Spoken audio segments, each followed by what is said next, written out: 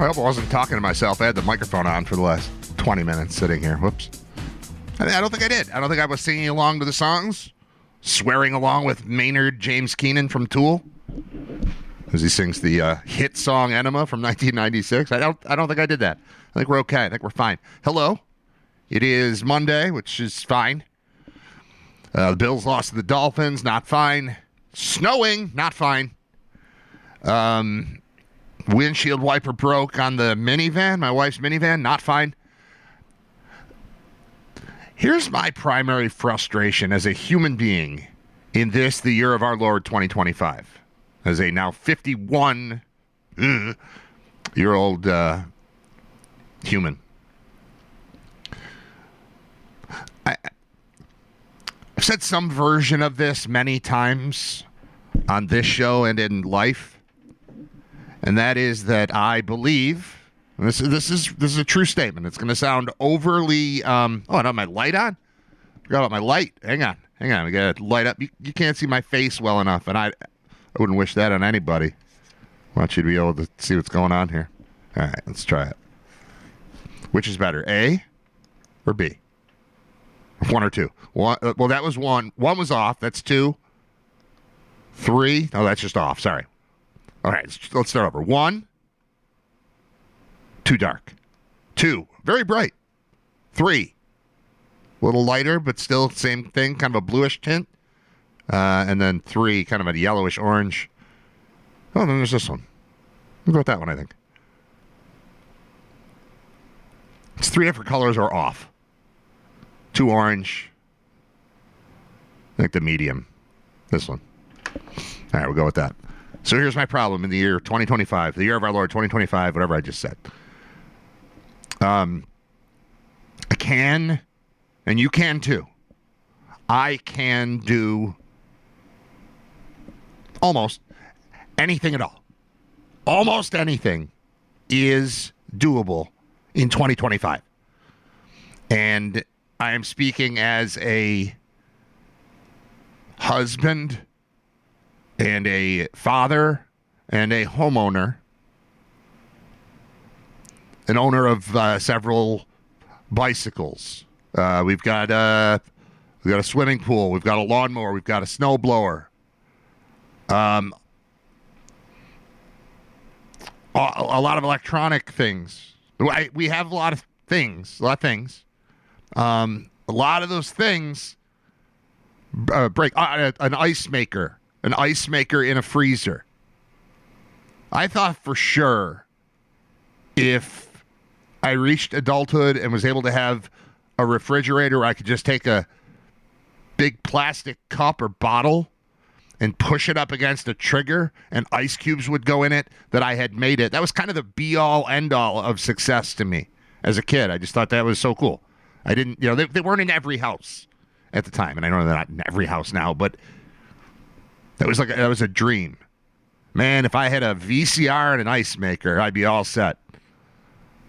I'd be rolling. But it turns out all that stuff just breaks. It all just breaks. So every time I try to use something, it's not working. And every time I try to fix it, I'm walking past something else that I've been trying to fix that I haven't gotten fixed yet. And if I could do one thing at a time, and we did discuss this not that long ago, because I had a lengthy text from my buddy Ben kind of explaining the whole thing. It's like, yeah, I can solve your problem. If there's a new problem that needs to be solved, I can solve it. But if I'm going to solve it, we have to prioritize. And if we've decided the thing that needs to be done is this thing, well, then the rest of the things that I have to figure out how to do are not going to happen. And here's my problem. My problem is I can do anything. I don't remember how to do anything. So if, for example, let's go with the bike tire. Okay, I had a bike tire issue that extended for, I'm going to say most of the summer. I mean, at least the last 2 months it's been going on. So we're in November, let's say late summer. But my kid's bike, the tire, it's a new bike. He got it for his birthday last October. Or maybe he got it for Christmas or something. It's a year old at most. Perfect shape, hasn't been crashed into many trees at all yet. Many walls, many friends. It's in really good shape. It looks like a brand new bike. aside from the fact that the rear tire it went from totally fine to completely flat overnight. And so I said, well, I'm sure I understand that. That seems as though I inflated it. Sorry.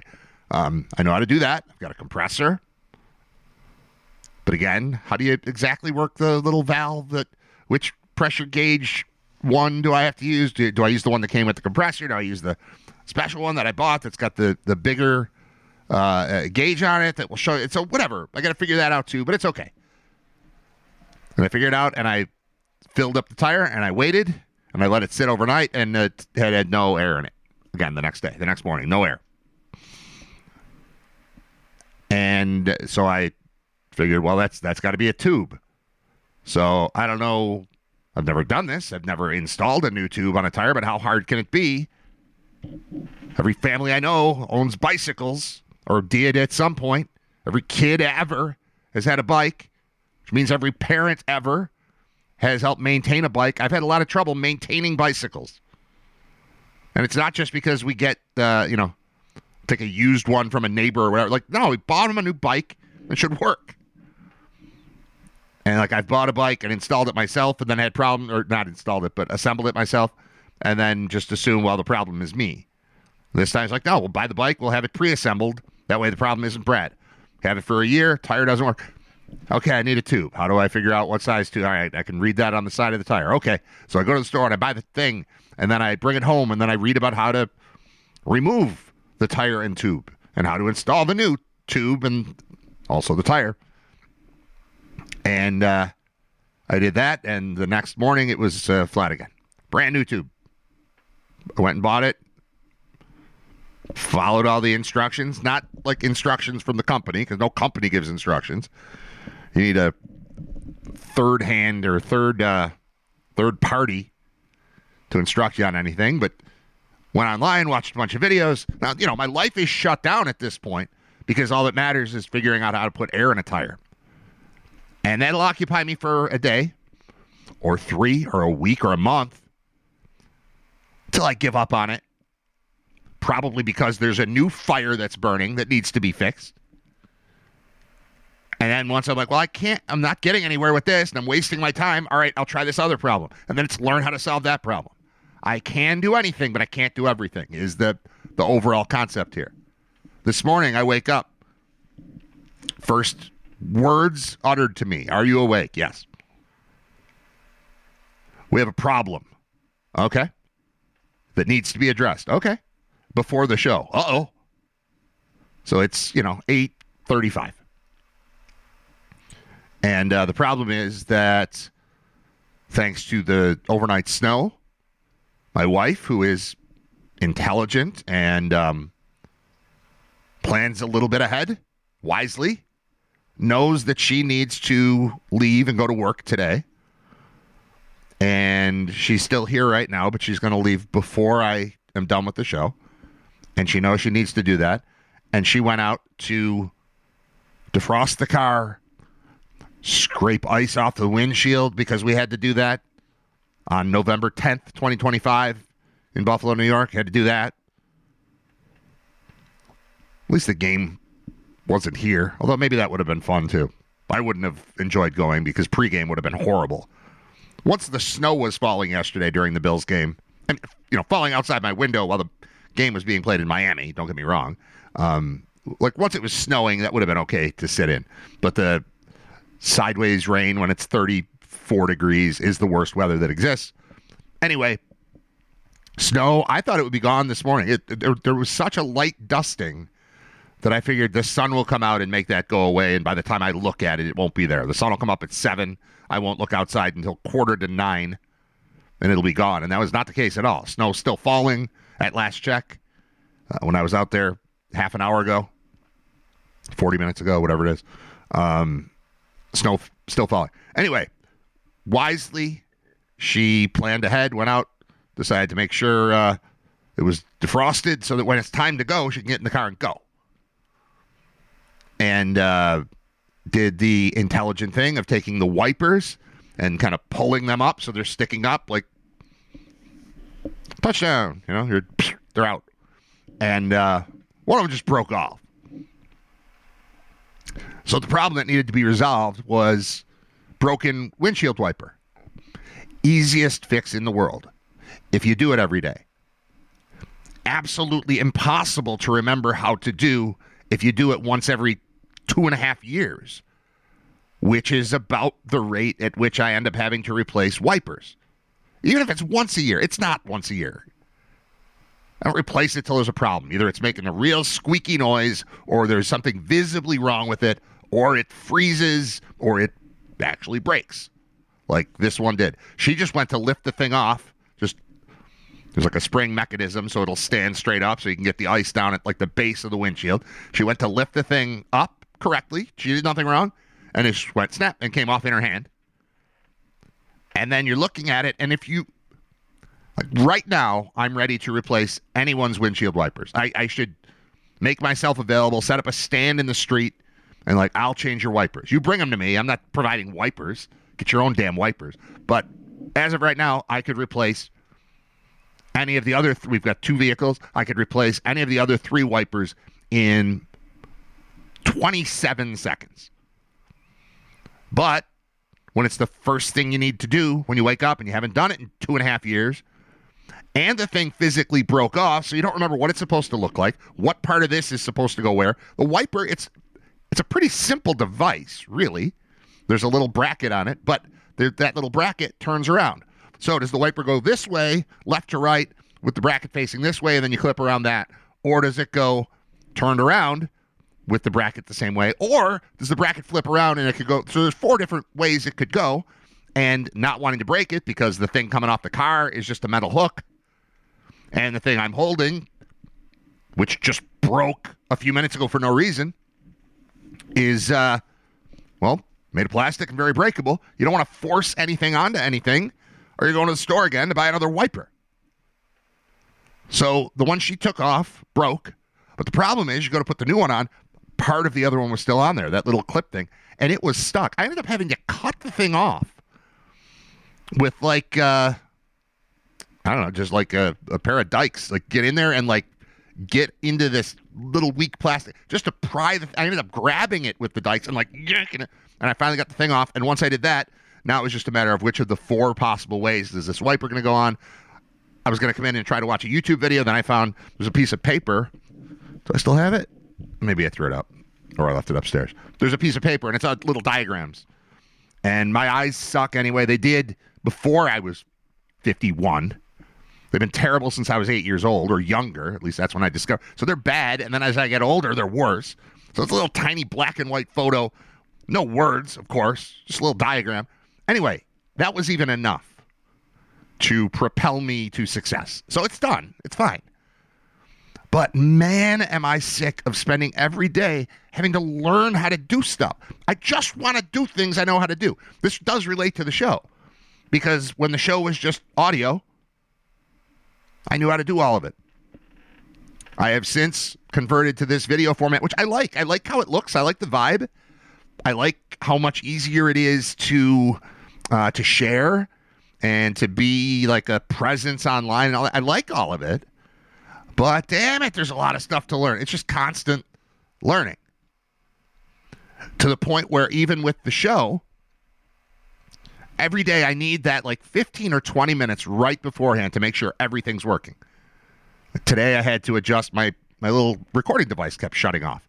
This is a problem that I had on Friday, but I forgot about it because it's been 3 days. So it's like, all right, what's the new problem? Let's make sure everything works. Let's test the microphone, test the camera, all this stuff. And turn it on. It's on for 3 seconds. Off. Turn it on. It's on for 3 seconds. Off. I look. There's like a battery backup, but it plugs in. I don't want to do this show for a couple hours every day and have the machine on for probably 5 hours every day. I can't just run. Why would I just run on AA batteries? So they're in there as a backup, which is good for like travel. Like we're going tomorrow to Central Michigan for the UB football game on Wednesday, which means we'll do the show live from the hotel. That'll be fun. Live from Lansing, Michigan, which is not very close to Mount Pleasant, where we're actually going for the game.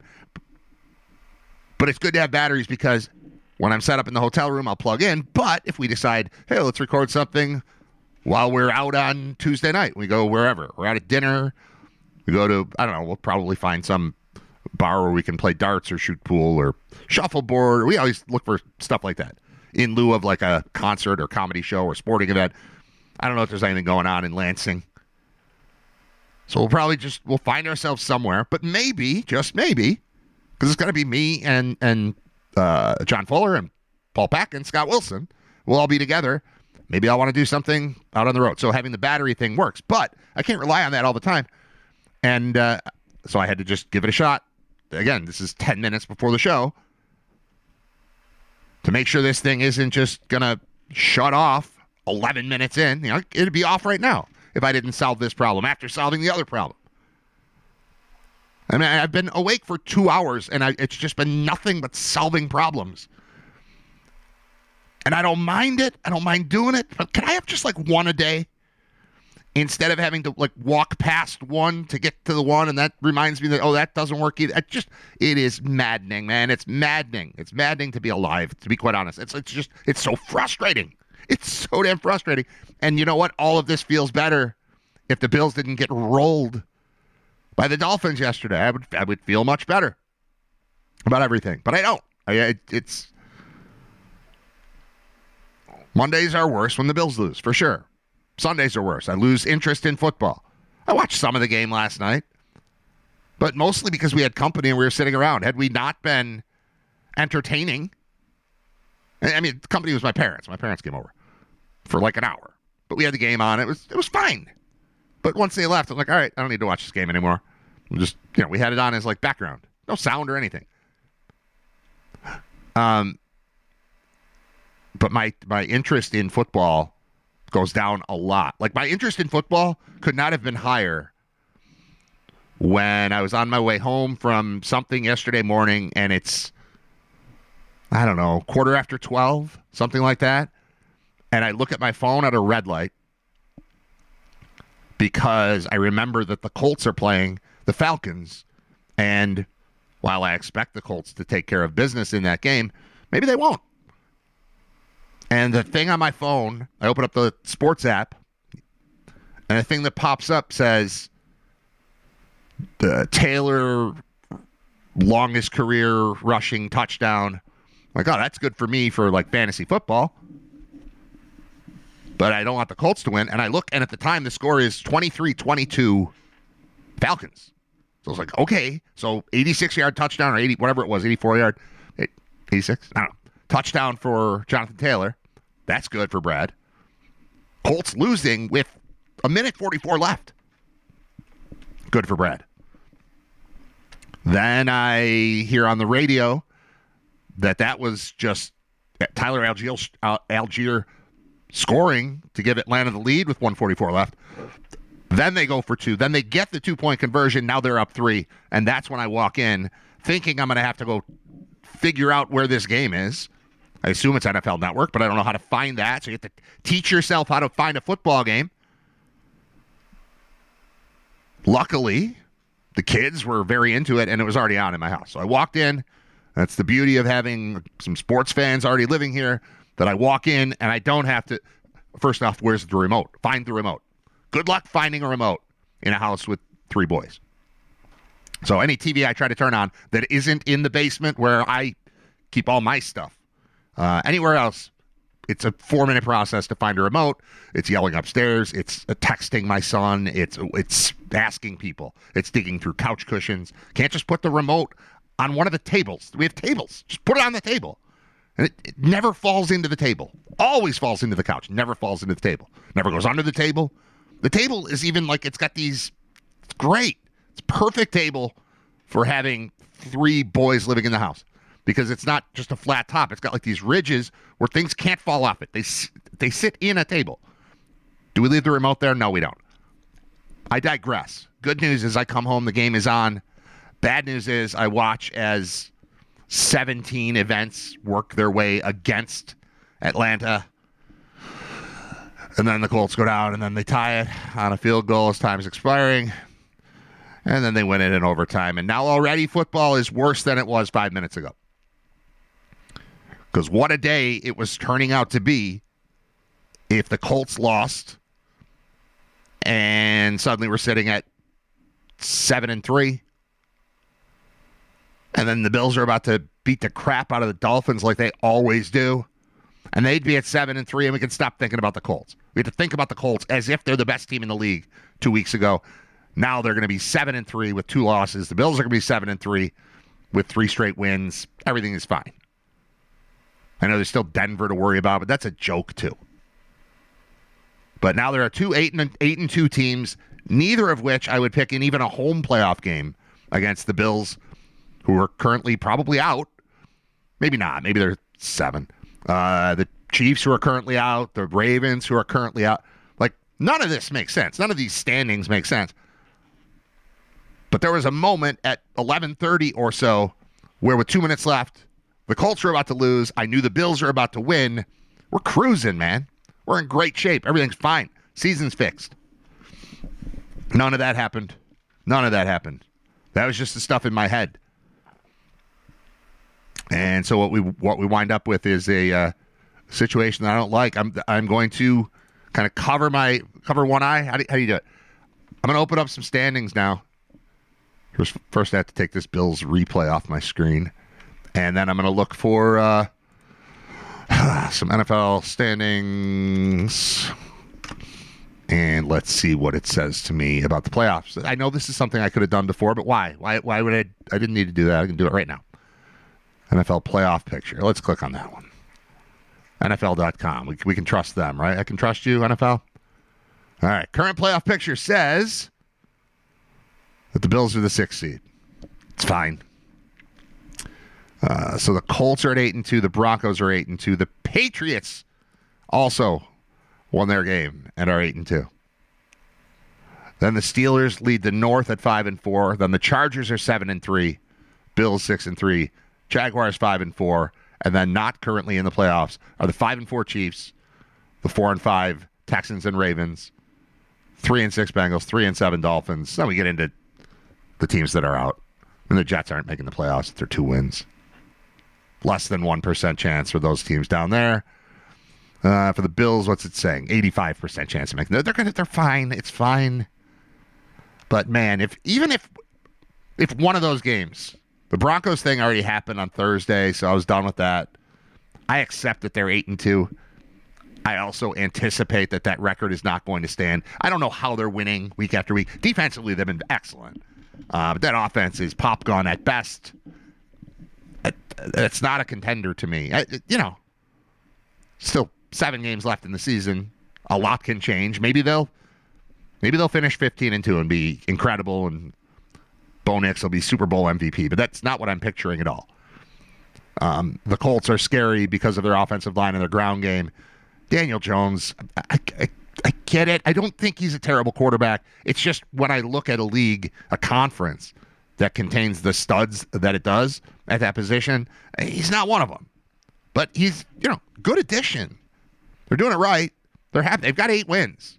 10's probably a playoff spot. So if you're sitting at 8, you're in decent shape. Bills have some work to do, but they also they've played 1 fewer game than a lot of people. A lot of teams. There's a lot of buys this week, so maybe some of this will start straightening itself out. But like thinking about if the Patriots are 8-2 and the Bills are 6-3, that means, what do we call that? Do we call that a game and a half behind them? Kind of. But if the Patriots just lost yesterday and they were 7-3, I'd say they're not behind them at all. They've just played an extra game. So the next time the Bills win, they make up that game. And, yeah, the Patriots have the tiebreaker, but that's not real either because they have to play each other again. So it doesn't translate the way that it does in, like, baseball where it's very clear, between the win column and the loss column, you can put together they're 3.5 games out. They're 2.5 games out. They're 1 game out. It's not that in football with the staggered buys. So from a standings standpoint, the Bills are fine. But I would like to address some of the things that typically I come into a Monday after a Sunday Bills game having consumed nothing. After a Bills loss, I shouldn't say.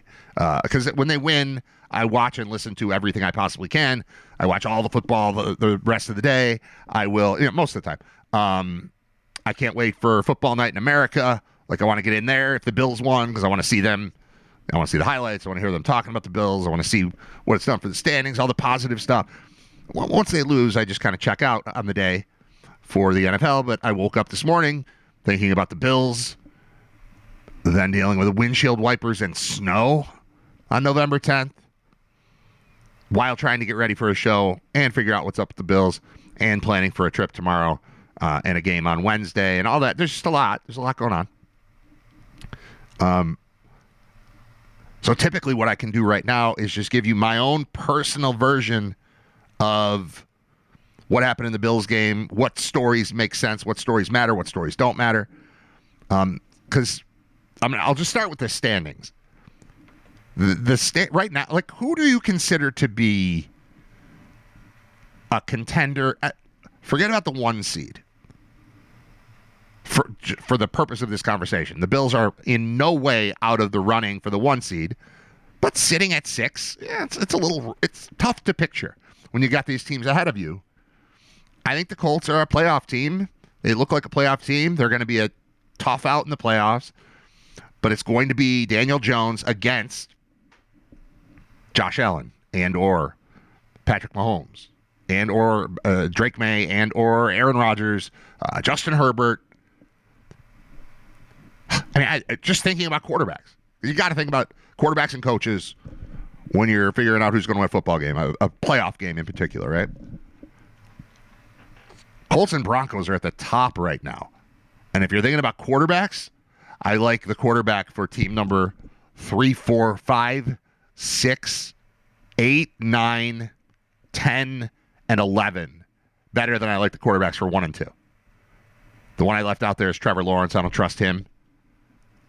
But we're talking Drake May. Again, got to prove it in the playoffs, but he looks very good. Rodgers isn't what he used to be, but Rodgers in the playoffs, I fear more than I fear Bo Nix in the playoffs. Herbert I like. Allen I love. Trevor Lawrence I don't like. Mahomes I respect. Stroud I like-ish. Lamar I don't, but he's dangerous. He's a problem. Burrow I get. They're 2%. I don't even know if and when he's coming back. And then beyond that, you're into Tua territory. Tua was awful yesterday. He had a couple good throws. That touchdown pass to the back of the end zone to Waddle was one of the best throws I've ever seen Tua make. But also, it's the only type of throw he's capable of making. Both times he got intercepted yesterday. The second he let the ball go, I said, well, that's an interception. And it was. Both times. Like, immediately. When he's just got pressure on him and he heaves the ball as high as he possibly can in the general vicinity of where he thinks the receiver might be, and then you've got defensive backs just kind of playing center field and watching it. I mean, it's a punt return a couple times for him. That is not a quarterback I trust ever. And you have to think about them. They're 3-7 currently, according to this chart. 1% chance of making the playoffs. They're not going.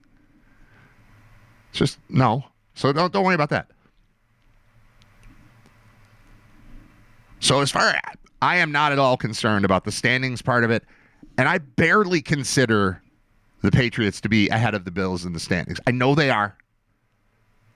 But okay, Patriots are 8-2. Part of winning the division, which the Bills plan to do, I would imagine, for the 6th year in a row. Part of doing that is beating the Patriots. So that wipes out the part where the Patriots beat the Bills the first time. So don't think about that. Don't think about the advantage that they have because they're ahead of you in this. Technically, they're ahead because they already won the game.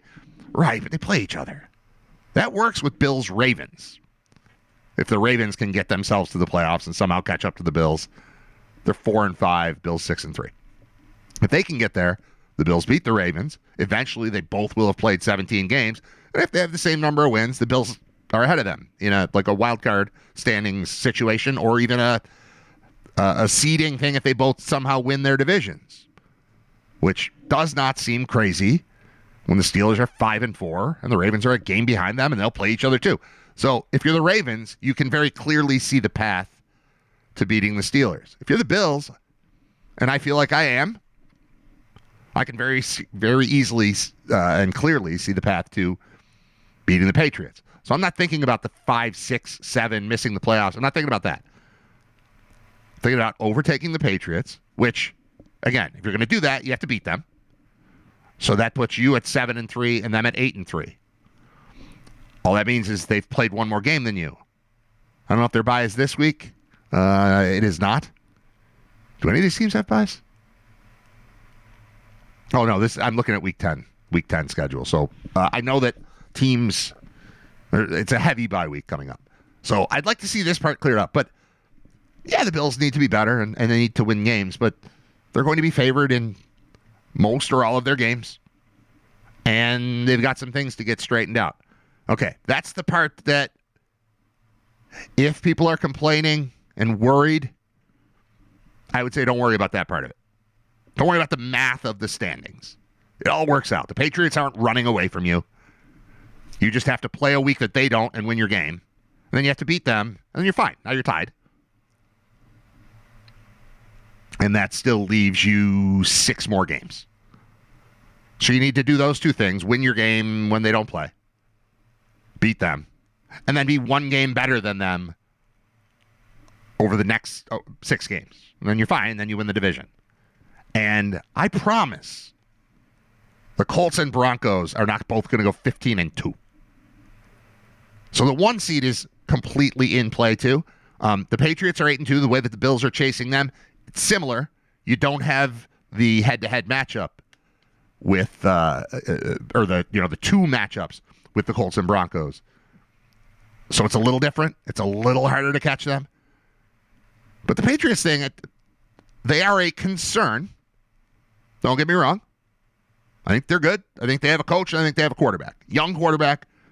But I've been calling Jackson Dart Baby Josh. Drake May's Baby Josh too. There's 2 guys in the league, 2 young, first year and a second year player that look like they could be the next 2 into the sort of elite top 5 type of, if you're ranking quarterbacks, they look like they can get into there.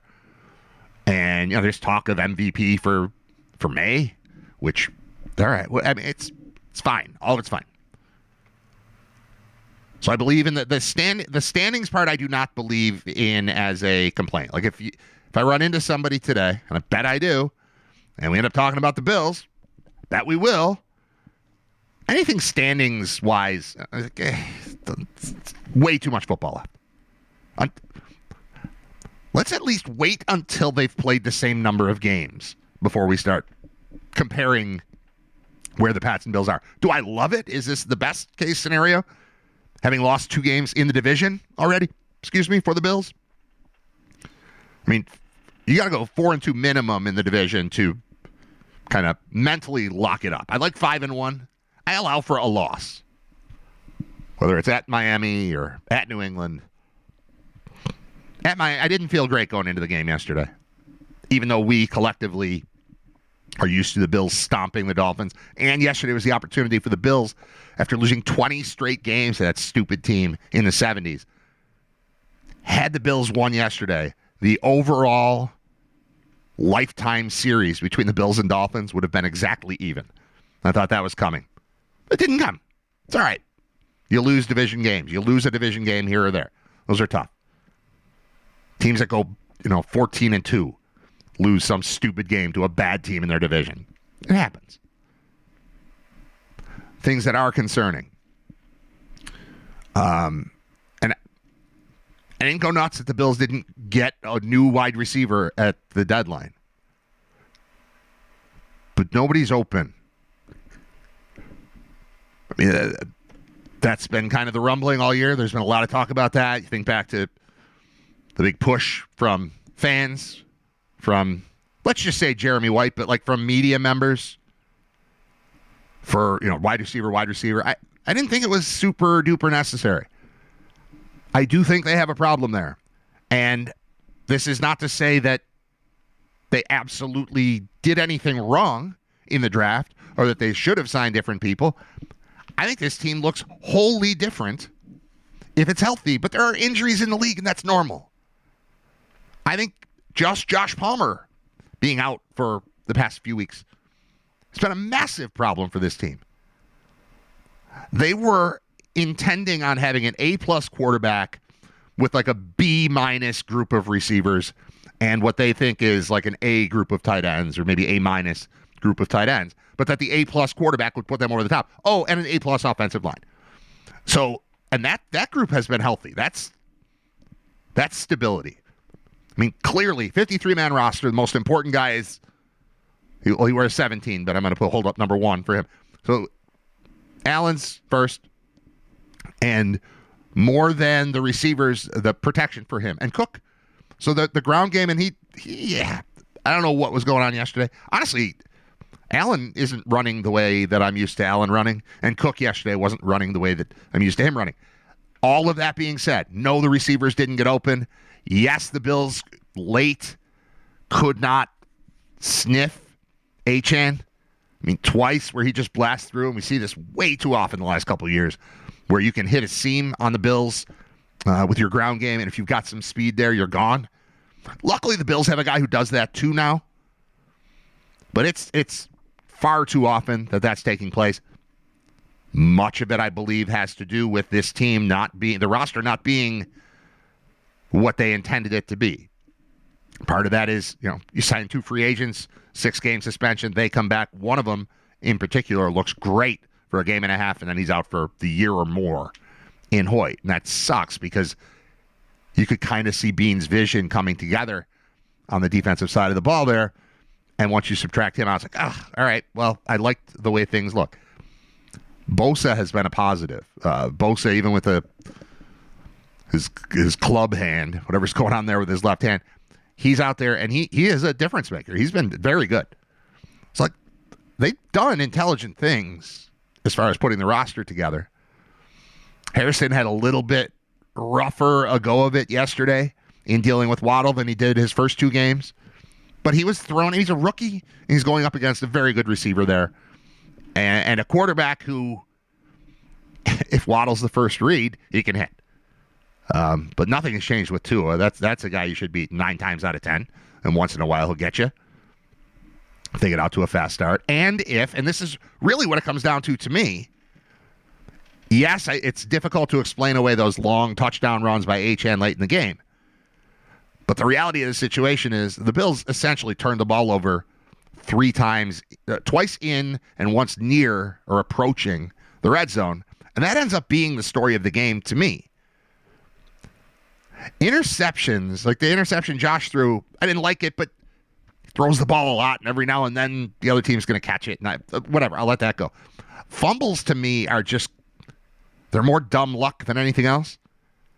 And you had 2 of what would have been, had the Bills won the game, 2 of the plays I would have liked the most are Cook just fighting for extra yards, and Allen doing the same. Just fighting. Reminded me of I want to say it was David Nelson, but it might not have been. It might have been a tight end in a game against the Ravens like 15 years ago. It might have been in overtime. I should have looked this up. Where he had the ball and he was being held up, and it could have been the end of forward progress because he was there for a while, and then the ball got punched out, and the Bills lost it, and then the Ravens won the game, and it was like, why? He was clearly stopped and being held up for the purpose of this. Neither of those was that, but I'm going to call both of those kind of fluky plays. I mean, look at the Cook one. Look at how close that was. And it was a fumble, for sure. His knee wasn't down, but his knee was 1/8 of an inch from being down. And then that play's overturned, and then the Bills had the ball, and then I think that was when they were going for their first score. Down, I don't know if they were down 13-0 or down 16-0 at that point. But they're heading in, and everything's fine, and that ball comes out, and they get it at the 5-yard line instead of the Bills getting on the board. I feel like if the Bills got on the board there, it was good. That might have been late second quarter. I think it was, because that would have been their first score, and then I was like, just hold them for a couple minutes, and then get the ball back in the second half to get your second touchdown, and then just run over Miami. Get a lead, force Tua to pass, intercept him, ball game. And it didn't work out that way. And when all is said and done, they kind of got their butts kicked. They kind of didn't. Allen still ended up throwing for 300-something yards, low 300s, but I think it was only his second 300-yard game of the season. But he was in the, like, more than 300, less than 310. I have 305 in my head. I don't know if that's right. But, like, he was in that range. And he was all right. Like, he didn't seem off. And then I'm rewatching some of it this morning, just not like sitting down and listening to it. I just have it on the screen. And I'm watching, like, I forgot about that, the pass that Kincaid, like, right as the Bills are attempting to come back, late second quarter, it just starts pouring. And there's that pass to Kincaid that he always catches. But he had just taken his gloves off and on the game. Like, oh, he tried to body catch it there because it's so wet. And it just bounced off. And that would have been a big gainer, and that drive would have continued. And that was just one of the little ones. The 4th and 1, where they decided to throw deep instead of just moving the ball 2 feet with either a running back or your massive quarterback who's excellent at this. Like, little things like that were mini turning points in a game that winds up having a lopsided score. But I don't walk away from that thinking, oh, the Dolphins are better than the Bills now. I think injuries were a problem once they lost Kincaid. That was not great. And I'm looking forward to hopefully a positive update on that. But, I mean, that was a quick, very clear. You saw him grabbing his hamstring. They went in the tent, and then they were in the locker room, and then immediately it was like, no, he's not coming back. So that's scary. I do think they have... I'd rather go into a game I'd rather go into a game knowing that Kincaid's not in the lineup than lose him mid-game when the receiving core is already not great and depleted because of the Palmer injury. Found myself thinking a lot more about Gabe Davis in the last 24 to 48 hours. I'm wondering about his status. I know he was elevated from some lists. He's still practice squad, but he was like IR or PUP or whatever it was. He's allowed to be back and part of it. And I don't think they brought him in just because he's friends with everybody. I think they still believe in that guy. And certainly we've seen Allen trust him in a playoff game. I might be wrong. I know I'm certainly unique in this, or I'm in the minority, I guess I would say, that I get more excited about the idea of Gabe Davis playing for the Bills at some point this season than I would have been about Shaheed or Jacoby Myers that got traded at the deadline. Those were the two, like, big-ish receivers that got moved. And even when Davis was here, I liked him more than probably everyone but Josh Allen and, like, Gabe Davis's family. I'm up there on him. I believe in him. I like him. I like how much he meant to Josh Allen's elevation from, like, young, don't know what's going on guy to now I've got Diggs to now I've got this big dude on the other side. Davis, I've been in love with Davis since he came to camp, and all we heard about was how this was the most prepared rookie they'd ever seen at the wideout position. Like, he knows the playbook inside and out. He's ready already. And it was him and the other guy that they got the same year who ended up going to the Giants, whose name I can never remember because he never did much for the Bills, but he was all right for the Giants. He might still be there. He might still be in the league, where that guy was. But the two of them came in at the same time. And then Davis really made an impression on me in the Bills-Colts playoff game when he had multiple toe tap catches. They don't win that game without him. And that was him, I believe, as a rookie. And then, of course, what he did in that Chiefs game with the 4 touchdowns and 200 yards in a playoff game. That's if healthy, a guy that I think is a better fit for this team and Josh Allen with the already established relationship than bringing in just a guy who's a receiver that you've heard of. Now, if they did, in fact, attempt to make a move for Brian Thomas Jr., as I've heard some rumors about, and Brandon Beane thought he was going to get him, and then it fell apart, and that leads to him doing I'm as mad as you guys are. I was trying to make a trade, too. I was trying to improve us. I had an idea. I thought I had a deal. Didn't come through. They didn't call back. All that stuff that's been kind of kicking around. If that's the case, okay, that one I get. Thomas, I don't know why Thomas would be available from the Jaguars as a second-year player, but that one I get. But as far as, like, Shaheed, it's just a name that's been in the league for a couple of years, and I don't know. Just because I've heard of him doesn't mean he makes the team better or understands how to work within this offense or is able to establish a rapport with Josh Allen. Palmer is the guy who came in, and from watching Hard Knocks, you could even see, they know, all right, this is new. Let's work separately on the side so that you can really be a part of the team. You can really be a part of the offense that I trust. In the same way that he trusts Shakir and Kincaid and probably Knox, and those are the three guys in the lineup that he trusts. Because it's not Coleman. And, you could use the term bust if you want on him. I still think he's a useful player. He did score last night or yesterday. I think he's useful. I don't hate him. It's just that's not a... If I'm drafting a wide receiver in the first round, I'd like Odell Beckham, please. Not the current version, but the one you got right away. Star stud, Justin Jefferson. He's not that. There's zero chance he's going to ever be that. But I still think he's a useful player on a team. He's kind of a worse version of what Gabe Davis was when he was here. In that a lot of your receivers are smallish, or you are throwing the guys out from the tight end position, you're throwing the guys from the running back position. He gave you a larger option, obviously more speed. I don't think we're ever going to see a 98-yard Keon Coleman touchdown. It's just, I can't even picture what that would look like. What would have to happen? I mean, he doesn't. I hate saying the same stuff that people say all the time because I like to avoid sort of the going narrative. But he is never separated from coverage. They put a guy on him, and the guy's there, and you can throw him a jump ball, and he'll catch it sometimes. And it's a very useful tool. It's helpful. Those plays that I'm talking about Gabe Davis making in the Colts playoff game, that's the kind of stuff that Keon Coleman is there for and borderline reliable for.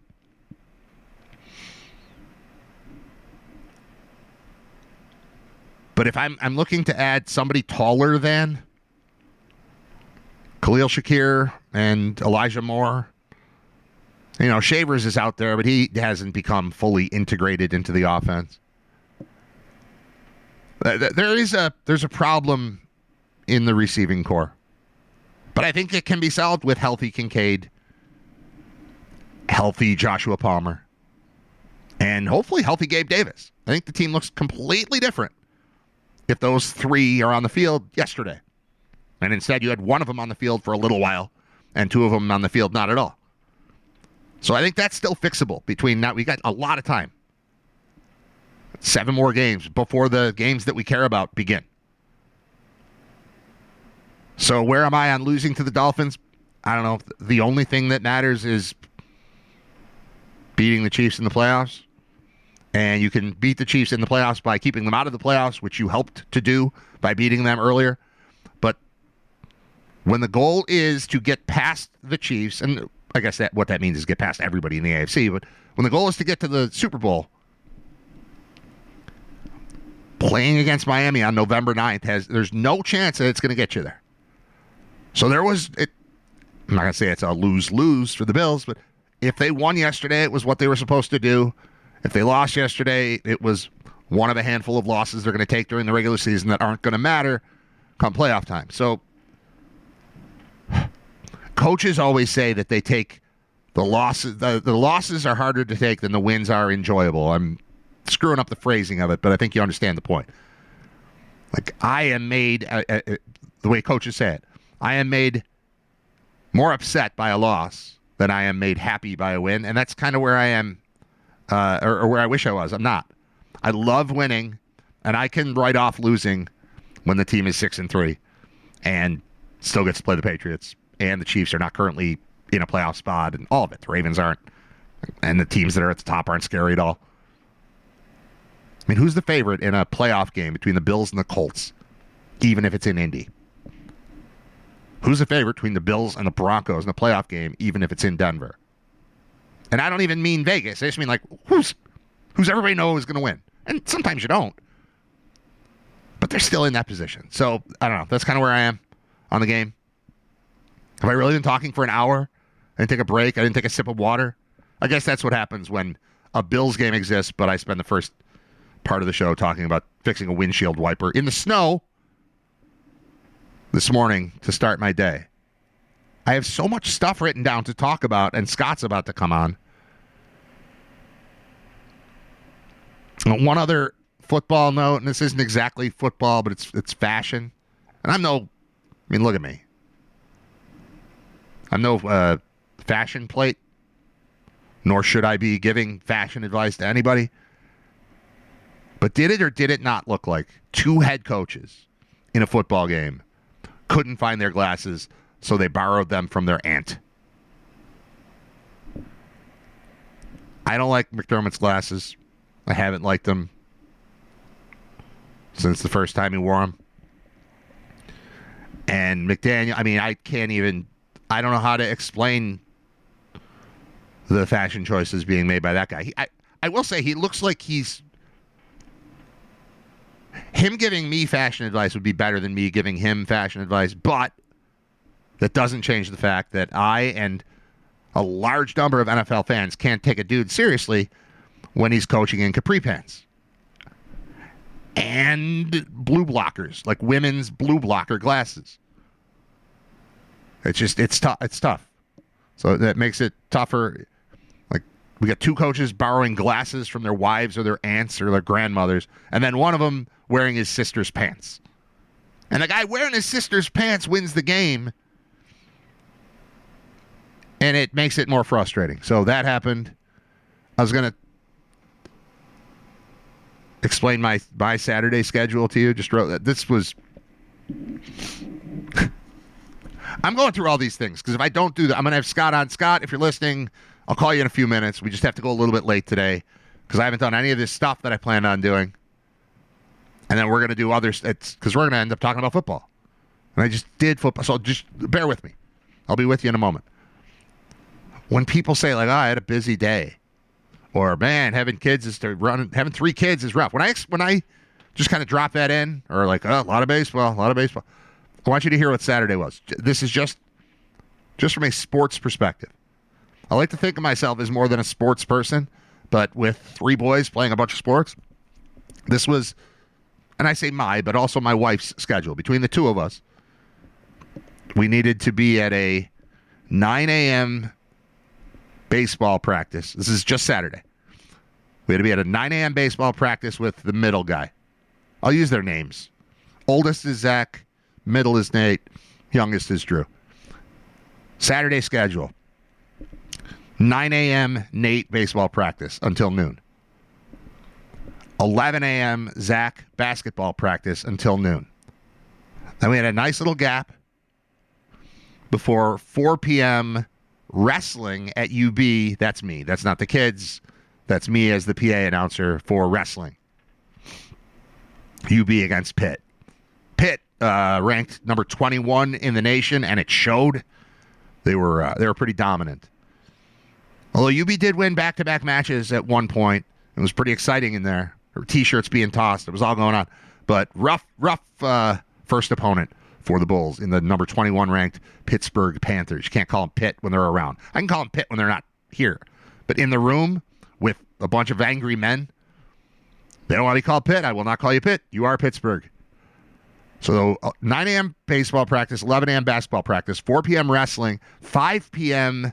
football practice, indoor flag football for Nate, and then 6:30 baseball, indoor baseball game for Drew. So that was a 9 a.m. practice, 11 a.m. practice, 4 p.m. wrestling match, 5 p.m.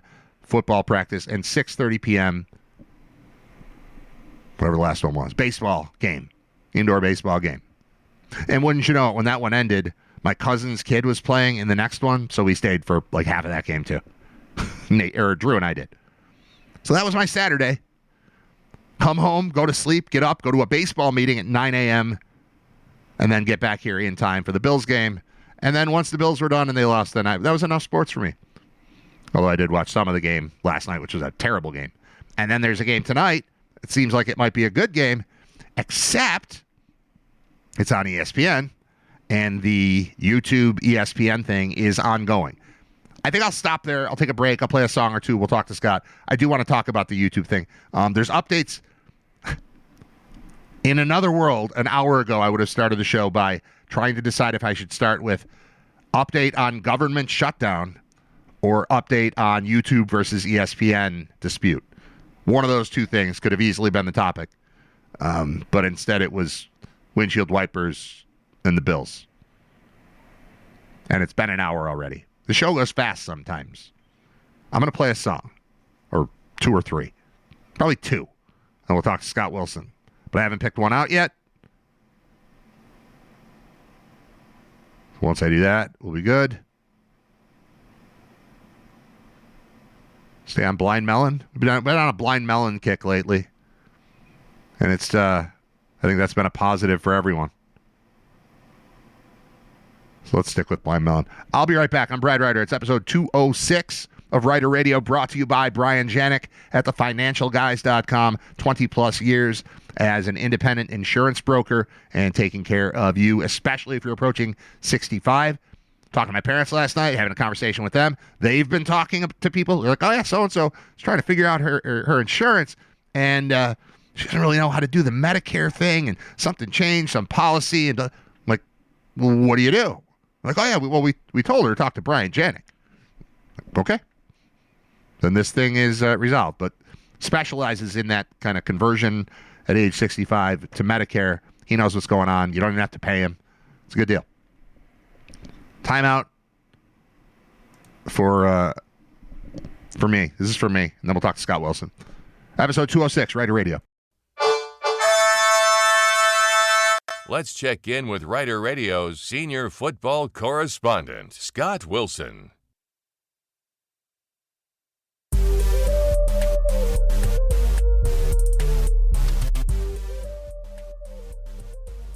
Let's do exactly that and check in with Scott Wilson, who's live on the line and ready to talk about, there's a lot to discuss. Obviously, we've already done a bunch on the Bills, and we end up doing a bunch on the Giants when Scott comes on. And I think we should start with the Giants and then go to the Bills after that, because you sent some angry text messages again yesterday, Scott. Yeah, well, it's enough. I've had just about enough of this year. I like Daboll. I really do. I do, but you can't lose every game all the time. Like, you just can't. It's been 4 years. He can't get special teams fixed. Special teams has sucked for 4 years. That matters. And I know that Dart is there, and Dart has looked pretty good in Daboll's offense, and they've been putting together much better offensive numbers than they have since Daboll got there. But, at this point, I think I've seen enough from Dart that I don't need to exclusively think Dart is only good because Daboll's there. And that becomes very bad for Daboll because you still have to play everything else. The defense can't suck. This is your defensive coordinator. He should have been fired 2 weeks ago. He's not. They have lost 4 games in which they have had double-digit leads. The odds, somebody crunched the numbers on this, some nerd on Twitter crunched the numbers. The odds of the Giants losing the Dallas game, the Denver game, and the Chicago game yesterday are 1 in 60,000. They lost all those games, and that's not even throwing in there the 11-point lead they had on the Saints, who are terrible.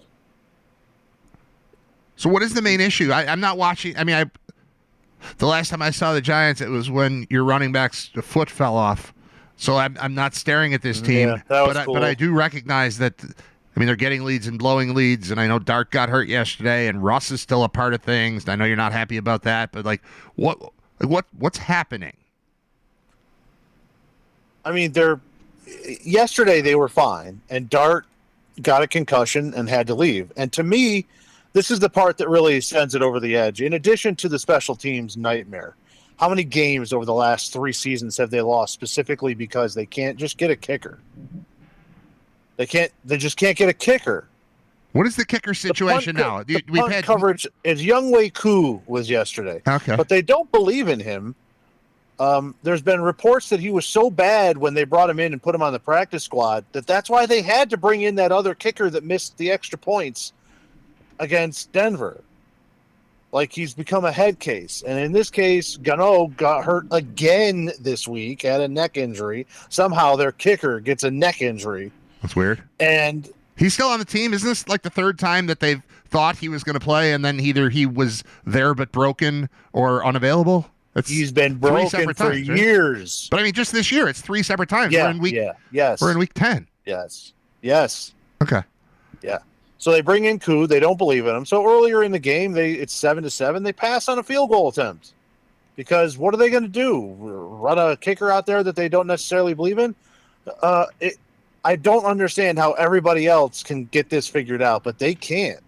And I think with our experience with UB, the Bulls for our entire lives have had one of the bottom 10 special teams units in the nation. Always. That's fair. Always. With Lance Leipold, they went up and they were at least 80s, which was a significant improvement, enough for us to become the team that went out there and won 10 games. And now we're seeing Pete Lembo, who stresses special teams, its importance, putting good players on the special teams unit, making sure that the team understands the importance of it and that they execute it and they put that time and effort into it. And they have one of the best units in the nation. Yeah, it shows. Almost every week. They make field goals. They make extra points. Kicks. Blocked kicks, blocked field goals. Punt return touchdown. A top 25 team because they could play special teams. They blocked the field goal in overtime. It's just it's the head coach. It's up to the coach. If they decide it's going to be important and emphasize it, then it becomes important. And it's 4 years where it clearly isn't important, and it's cost them win after win after win. And yesterday it wasn't the field goal kicking, it was the punting. They could not punt. And they can't kick off. The kickoffs always go out of bounds. And it's just a ridiculous thing. And then you put on top of it the cherry on top for me that is a guy that I like, that I believe in, that is putting me over the top, that he's got to go. It's professional malfeasance when you have a viable option on the sideline to play Russell Wilson in a football game. He's terrible. He's done. We all saw it. He was so bad against the Chiefs that basically he was going to lose the team if he didn't take him out. And he had to go to a rookie that had never played in the NFL before in week 4, when the initial plan was to put him in well into the season and let him kind of sit and watch for a while. It's mind-numbingly dumb that Jameis Winston is on the sideline when all they need is somebody competent to play the position for 10 minutes in this game. 10 minutes. And they don't do it, and they go to Russell Wilson, who is done. Mr. Limited is who he is. He sucks. He sucks. He can't play football anymore. It's obvious to everybody, and the fact that they put him in and couldn't do it. The second he came in, I turned to my wife and my children, and I said, this game is over. They're like, no, you're up. You just kicked a field goal. You just went up 10. I said, yeah, no, I know. This game is over because they will not get another first down in this game. And because of that, the Bears will score. That's what happens. And that's exactly what happened. It sucks. It sucks to watch. I'm in favor of leaving Daboll in for the rest of the season. I don't see any purpose in just firing him now. Nothing's going to change. But if I was the owner, I would be going down there and I would say, I'm giving you to the end of the season here, and I would let him think that he still has a chance. I would lie to Daboll's face and say, I'm giving you to the end of the season, but I will not give you to the end of the season if I ever see Russell Wilson play, unless the other two guys are significantly injured and can't play. If I see Russell Wilson in the game again, you are fired after the game, no matter what the result of the game is. It's that bad. It's that bad. I just don't get it. It's shocking, and it's going to. It is one of the many reasons that's going to lead to him not being a head coach anymore in the NFL for the New York Giants. It's just ridiculous. They can't lose all the time. 2-7, 3 straight years, losing every game that they've got a double-digit lead in this year. It's ridiculous. It's ridiculous. It can't be. You can't stand for it. He's not the guy. He's not the answer. It's got to change. Can he be a head coach somewhere else? Like, will he get? No. Not will he. Do you think he should get another chance? No. Like, is it just a situation that has No. collapsed on him? Well, because it is a weird No. one.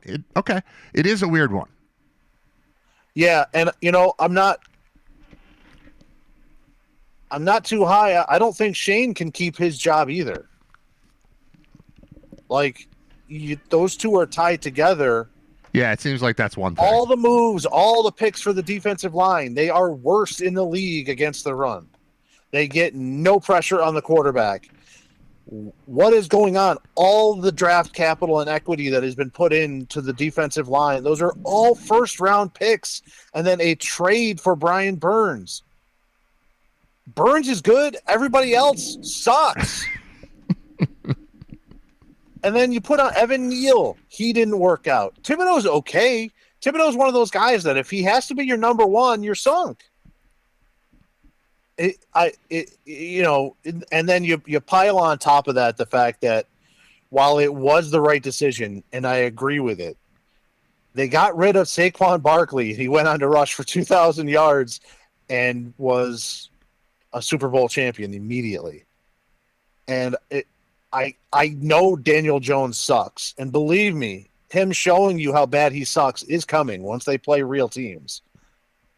The Colts will find out. Like everybody else did. He stinks. But it doesn't help that the quarterback whisperer had this guy, and he's a borderline MVP candidate on the Colts now. Yeah. A Colts team that was not supposed to be very good. They're fine with him. They're able to work and make it work. That doesn't help. Like, all these guys leave, and they're all fine everywhere else. Leonard Williams left. They traded him to Seattle. He was great. He was fine. They haven't been able to get it straightened out. And even though I agree with some of their moves and I like some of the moves, I like bringing in Brian Burns. Yeah, he's good. Wasn't that bad of a give up. But, eventually they were given an opportunity here. They probably should have been gone after last season. They were given the extra year, and it's the same thing.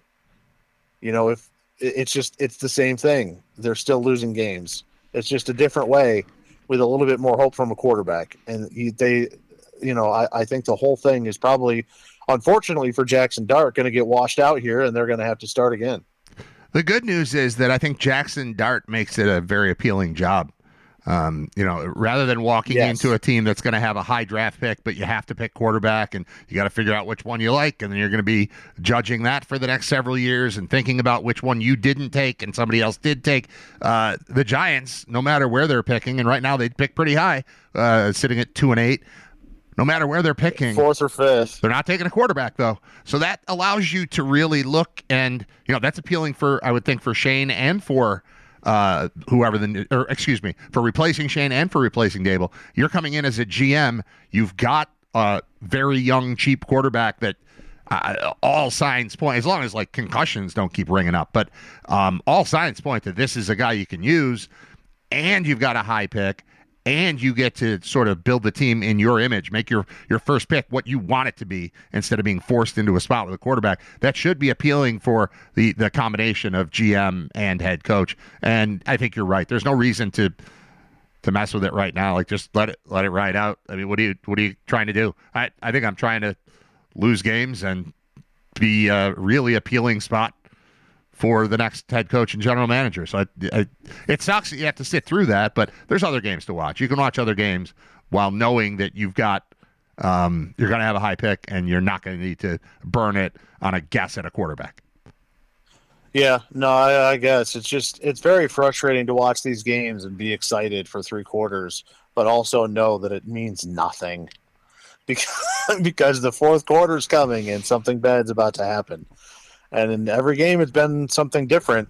Although the one tie together through it all, I guess, is bad special teams play, bad defensive play in the fourth quarter. That'll get you. Those will both get you. Yeah. Pretty consistently. Yeah. So, they do have the quarterback. They will have a high draft pick. And it's a quarterback on a rookie contract still. So right. And he's in his first season. This is not like, oh, yeah, he sat for 2 years, and now in year 3, he looks pretty good, and we're going to have to make a decision on him. You can come in, and I'll be honest, if you're the new head coach and general manager and things don't go well, you'll be gone before his contract's over. So it's not like you're going to have that right in the middle of the conversation.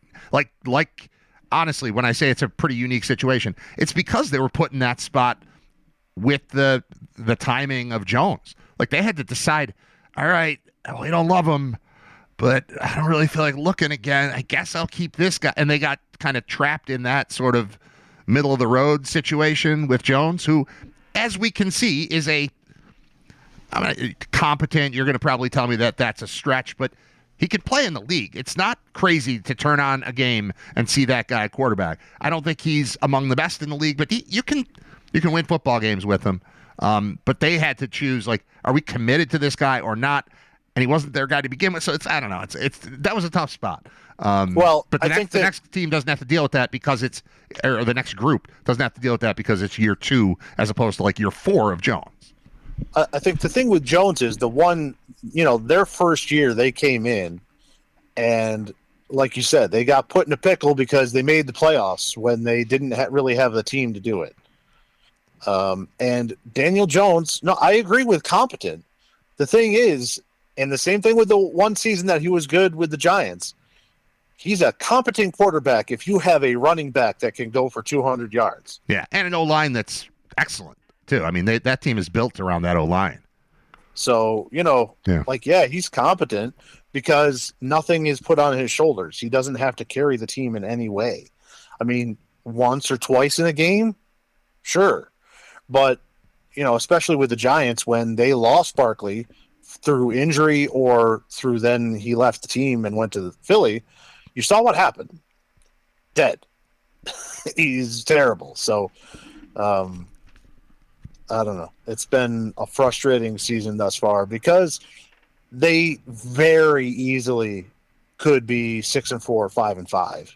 Yep. And we're talking about all those guys, Shane and Daboll, getting their contracts renewed and looking to the future, and you've got a guy, and we're in the peripheral of making a wild card run here. And doing it with another game against Dallas, who doesn't play defense, and another game against Washington, who doesn't have their quarterback.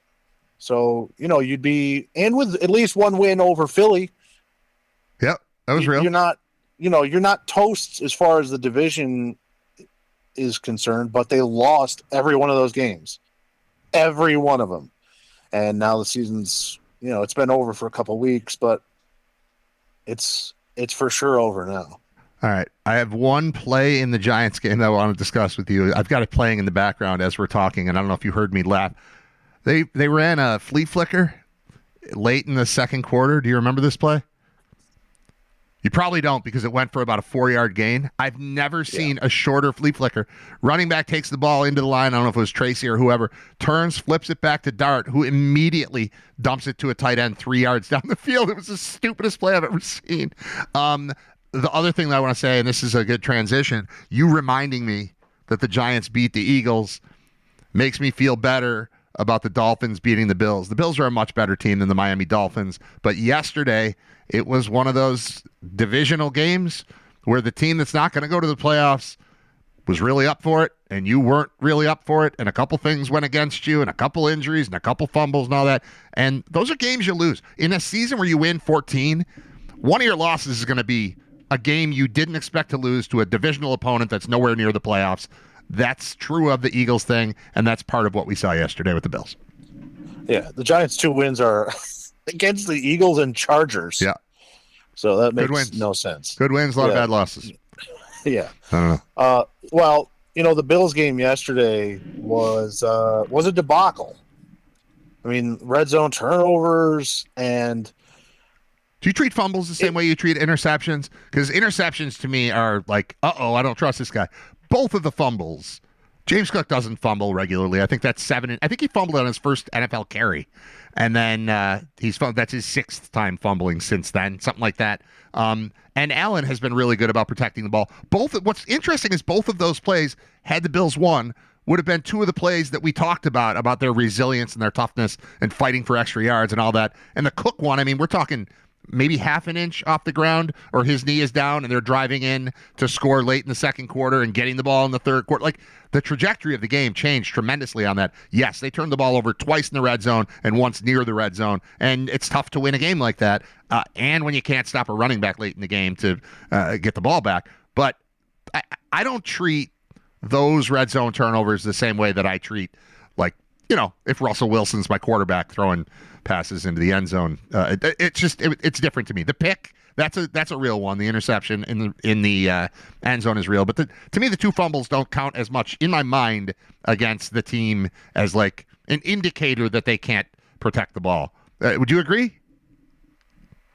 You're gonna say no. No, fumbles count. Fumbles count. I mean, you're really trying to swing this one. Well, I don't know. I'm not mad at James Cook for fighting for yards, and I'm not mad at Josh Allen for fighting for yards. Afterwards, like, I wish I would have gone down. Well, yeah, of course. If you knew you were going to lose the ball, you'd go down. But I don't fault either one of them for trying. It sucks. The ball came out on both of them, but I don't know. I don't walk away like, oh my God, they're dead because they keep fumbling. That's not something I think about ever.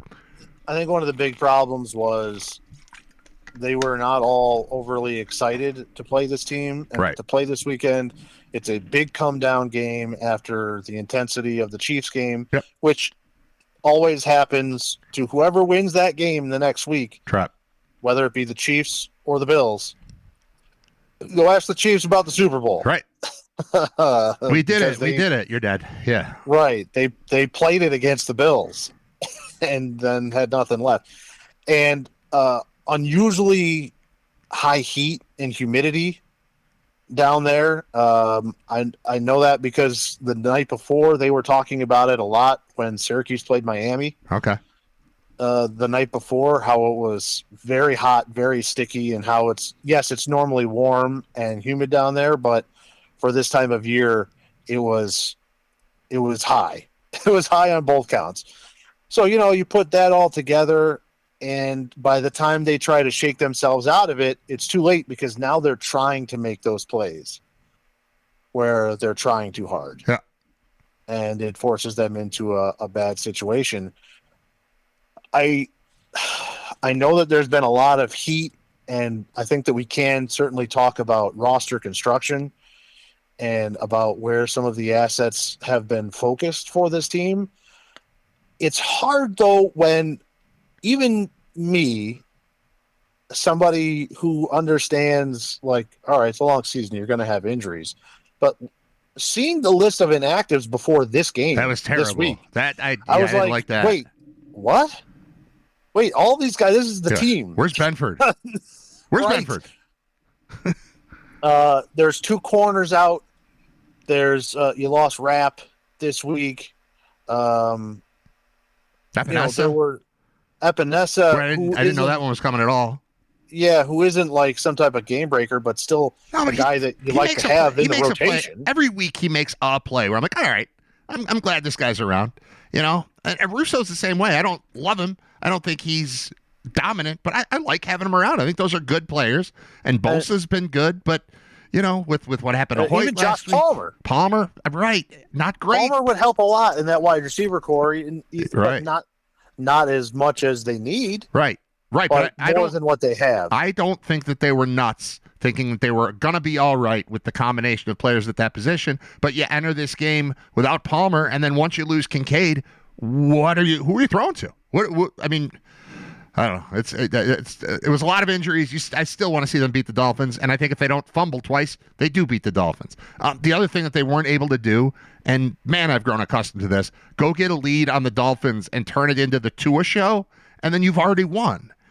If Tua can get you early, when the timing's good and he's clean in the pocket and he gets his first read, and that's him Right, first 15 plays. The pass that he threw to Waddle, where he beat Hairston, was as good a pass as I've ever seen him throw in the NFL, and that was under pressure too. Like, that was really good, but he was still kind of in a rhythm. And if all you have to do is jar that rhythm, and you're all set. I mean, twice he threw interceptions that the second he let it go, you knew was going to be minimally up for grabs. Like, you're going to beat that guy most of the time you play him, but you can't spot him that lead and put yourself in a situation where they can get out of their own way by even though they typically are overthinking it and trying to use Tua in ways that he is not necessarily capable of being used.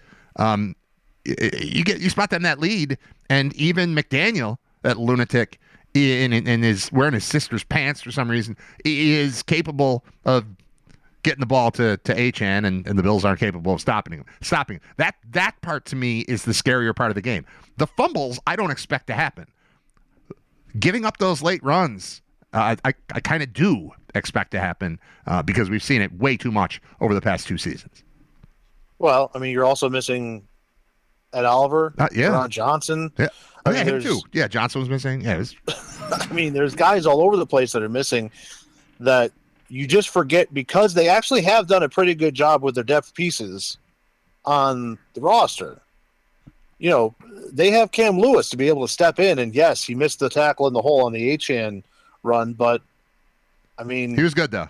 He had a good game. He was good. He was. I thought he was really good throughout the game. So, you know, you can't get him on him too much about missing one play in the game, even though it was a big play. And I'm not really sure, even if he does make that tackle, what about the game changes? Right. No, but the fact is, though, that when you're in, because of the fact that it's just the Dolphins, because of the fact that you've got Josh Allen, the weather had changed and it was fine by the end of the game. So, like, they're trying to come back in the late second quarter during a downpour. That wasn't ideal. But by the time they came out for the second half, the weather was fine, so that wasn't a big deal. You're in the you're in the fourth quarter and you're trailing, but you're not out of it. You need a couple of stops, and week after week in those situations, you can't make the it's not that they gave up a long run, it's that they gave up 2 long runs in that situation when stopping either one of them would have kept them at least remotely alive in the game. Even, 2 minutes left, down 10, you're all right. I mean, you're not great. You're probably not going to win. But you know who's on that team. You know how quickly this team can score. You know who's leading it. But you got to get the Dolphins off the field, and they couldn't do it. And it's not just giving up first downs. It's giving up scores. You fight as hard as you can. Everything looked so difficult for the Bills' offense yesterday. And ultimately, the numbers wind up okay. But the kind of work you have to put in to get yourself back in the fight, and then you just give it right back on a long rushing touchdown by a speed guy, a dangerous guy. I get it. But you can't just be the team that surrenders 180 yards to running backs. You can't be that team. I think what we're approaching now is this is going to be a big year for the Bills because they need to philosophically figure out who they are. And I think that there's a bit of a push and pull between who you actually have as your quarterback and who the coach wants this team to be. And that, to me, more than the actual players on the team, is going to start to become the main thing. Mm-hmm. Because I started to think about, all right, they don't have wide receivers. We hear rumors that they were going to make a trade. Okay, that can easily come from a front office that's going to be getting heat that they don't have any wide receivers to say, man, we had 2 deals done, man. We were going to have Waddle. Yeah. But just couldn't make it so. If the rumors, by the way, about Waddle are true, that they offered a first in 2027 and not 2026, which is what Miami wanted, that makes me scratch my head because what's the difference? And the only difference can be if this organization is really concerned about the bottom falling out on this team this year, and that they end up in a team position, right? Because otherwise you're thinking, or should be approaching, I'm picking 27 to 32 this year and next year. So if you want this year's, fine. Go ahead. I would rather give away this year's. I think that is more locked in from a Bills standpoint. I am more positive that that's going to be a late in the first round pick than I am about a 2027. So if that is true, it does not make sense to me. I feel like if the argument went the other way, the whole thing is fake, dubious. Yeah, it's weird. Yeah, because to me, if I'm the Bills, I would rather give up the 26 pick, and if I'm the Dolphins, I would rather have the 27 pick. And it sounds like whatever. The rumor is that the argument went the other way, and that doesn't make sense to me from either side. So that one's weird. Right. But I think the coach and the general manager are both coming from the Carolina Panthers, right? Yeah. Well, they've been here a while. Yes. But we see overall their philosophy is the same. And the worrying part for Bills fans right now should be they have this roster constructed the same way they did around Cam Newton. And Cam Newton had one trip to the Super Bowl and fizzled out. They went to Super Bowl 50. Do you know who their wide receivers were on that team? No. Let me see if these names, you're going to know the names. Benjamin? But see if they don't kind of seem familiar as far as their status overall in the league and compared to what the Bills have done wide receiver-wise the past year and a half. Okay. Corey Brown. Don't remember him. Ted Ginn. Sure. Devin Funchess. Okay. Jericho Cotchery. Love Jericho. And then a tight end, Greg Olson. Okay. Yep, I get it. I don't hate the approach. I don't hate the approach of we've got four of the same guy, and we're not always throwing to Justin Jefferson. We're not always throwing to Chase. I get it. I get it. And it's hard to find those guys. There's only 5 of them in the league. It'd be nice to have one. But Cam Newton had to consistently, the reason they made the Super Bowl was he was, as much as I wouldn't want him as my quarterback, and we talked about that all the time on the radio. We talked about it at Auburn. About how But if he wasn't Superman, that team around him was not capable of helping out. They had some okay running backs, but it's the same thing that we're seeing now that they're doing with Josh Allen. And it worked last year to a certain extent. They got hot at the end of the season and made a run to the championship game. But the same thing happened in the championship game that has consistently happened to them. So, again, that's what I think we're kind of building to here, especially if this team doesn't go to the Super Bowl this year. It's hard to question with the overall success of the team, but philosophically, are they in the right place to do it? Are they in the right place? Do they have the right philosophy to win for the level of quarterback that they have available to them right now? That's great. I wonder, too, now that you're saying that, because that's awesome analysis, really. That's excellent. No surprise out of Scott Wilson. But does that factor into the first-round pick, 26 versus 27 thing, where it's like, all right, next year is when we have to go wide receiver, and, yeah, we're going to pick 28th through 32nd, but we're going to want to package that with something else, that some other asset that we acquire. Bean loves to wheel and deal, and I'm going to need to get to 12 so that I can get the second wide receiver in the draft or something like that. So maybe that's it. Maybe it has become that apparent, and it's that dire, and it's been such a point of contention to the point where, famously Bean went on the radio with Jeremy and Joe and was real defensive after the draft about the offense and how consistent it's been. And to a certain extent, he's right. They still put up points. They didn't yesterday. They still put up. They were at like 28 points a game going into yesterday. It's pretty good, man. So, they're kind of right, but maybe the philosophy right now is, okay, it's time to address that, and I can't give up my first-round pick because I need to do that next. Because whether this year works or not, that's still the direction that we have to go. So maybe these two things go together. I'm just thinking out loud, but maybe all of it makes sense, because I think we both appreciate the approach and the mental. I believe that Brandon Beane has a philosophy and applies it and is intelligent about the way that he does it. But maybe he's here thinking the same things we are, that, all right, this isn't quite right. And maybe that's why the 26 versus 27 pick is that it matters. But that said, if you gave up the pick, you'd get the receiver. So I don't know.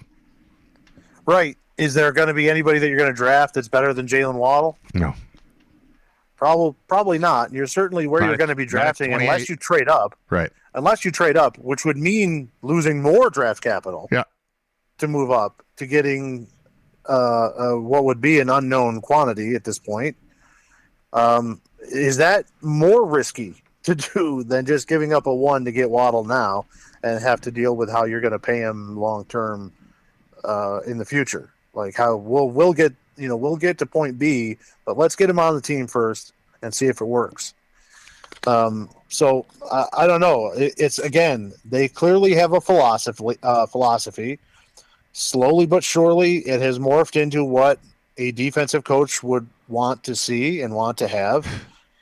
And right, I mean, a little bit running the ball, and I like running the ball. And that works. But I don't know if the philosophy is correct for today's present day and age football, combined with the level of quarterback they have. If I have Daniel Jones, they have the right philosophy. Yeah. But they don't. They've got Josh Allen, and I think that's why people are panicking and in a little bit of an uproar, because if Josh Allen was an upper middle of the road quarterback, then I think that no one could really have a problem of the solution that they're trying to come to, which is Cook. Right. Yeah. But as of right now, you start to wonder if that's not the wrong thing, because the best team that they had, the real best chance that they had to make the Super Bowl was not last year against Kansas City. No, it was 5 years ago. It was 13 seconds. Yeah. And that was them throwing the ball. So I don't know. It's going to be a very interesting end of the season here for the Bills. Again, I still believe they're going to make the playoffs. Yeah. But if this thing doesn't end up in the Super Bowl, there's going to be an awful lot of questions being asked. Things like the philosophy, things like, hey, McDermott's great, but do we have Tony Dungy? No. One of those situations where. Oh, you mean in the Tampa, Tampa situation, Tampa Bay, not Tony the Indy. Dungy. Okay, yeah, I got it now. Yep. And I mean, in Indy, was that him or was that Peyton Manning? Right. Yeah. You know what I mean? Sure. Like he's down there in Tampa and they had a good thing going and that was nice. But then he went to a place where he finally didn't have to worry about one side of the ball and he could only worry about his side of the ball because they had one of the top 5 quarterbacks ever that could take care of it. Yep. So, like, are they in a position? Harrison and Wayne. And Dallas Clark, right?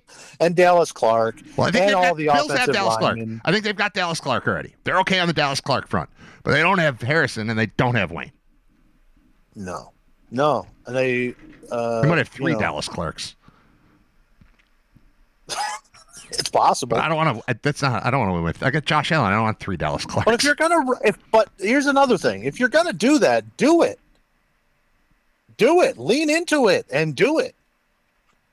Again, drawing to UB, we're seeing teams here 2 weeks in a row that has said, "Listen, we don't really have flashy wideouts on the team.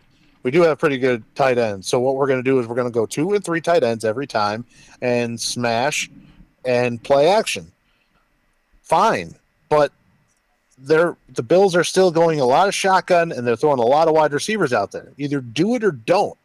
And they're in that weird in-between area. And even if they did lean into it heavy, I still don't know if that's the right move with a quarterback the caliber of Allen. And I think this year, more than we've seen in years past, for some reason, Allen does not look as comfortable in the pocket. And you can see it. When he is on, his feet are stable. And he is comfortable, and he's just reading and ripping. And this year it's been a lot of kind of ball padding. It's been a lot of unsettled play from him at times. He just hasn't looked fully comfortable. consistently. There have been flashes. You get to the fourth quarter against the Ravens. Yeah, he's when it's ripping. time to wing it, everything's fine. But like, who's the most reliable? I guess Kincaid. But as far as wide receivers, the most reliable receiver that he has in his arsenal is Shakir. And where does he throw the ball to Shakir almost every time? It's not even Josh. And obviously there's a pre-snap read, but it's not even Josh after the snap looking and finding Shakir.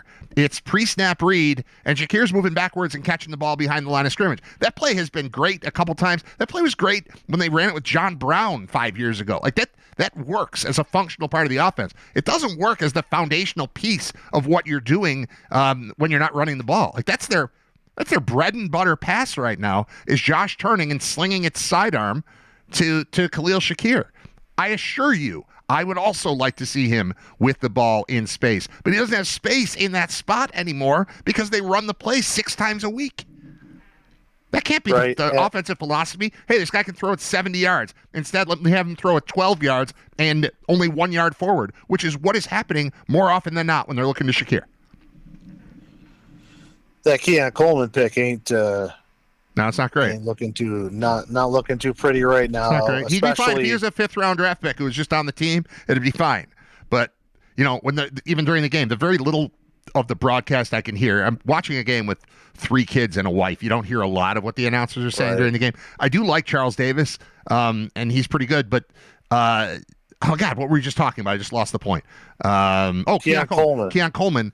Talking about how Joe Brady's saying, well, it's kind of on me because I gotta force it to him a little bit. It's like, dude, I'm not forcing the ball to Keon Coleman. Keon Coleman to me is a red zone option, and I would like it if mentally we could just call him like the number 3 receiver. The problem is if Shakir is my 2 or my slot, who's my 1? And I don't have a 1, especially with Palmer out of the lineup. So it's very, they do have depth to where they can compete when a bunch of their guys are out, but it also drastically changes things when you're the guy that you're thinking of, at least from a physical standpoint, as a number 1 or an X receiver.